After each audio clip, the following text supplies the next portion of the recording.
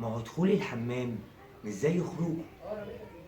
مثل سمعناه كتير، بس يا ترى ايه حكايته؟ بترجع حكاية المثل ده للعصر العثماني.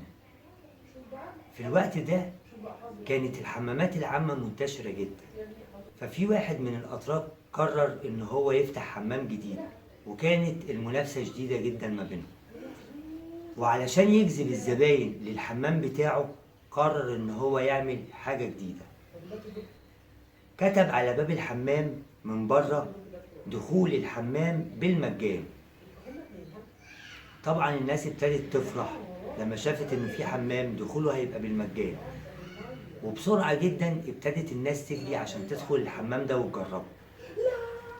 وبعد ما الناس دخلت الحمام واتبسطت وعملوا اللي هم عايزينه، جم علشان يخرجوا. ابتدوا يدوروا على هدومهم، مش لاقيين الهدوم فين. طلع الراجل صاحب الحمام خبى الهدوم بتاعته، وقال لكل واحد وهو خارج: عايز تاخد هدومك لازم تدفع تمن دخولك الحمام. فالناس قالت له: بس انت قلت ان الدخول بالمجان. قال لهم: بس دخول الحمام مش زي خروجه.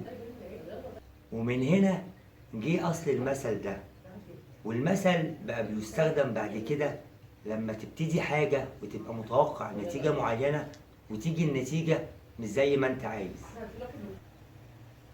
سلام.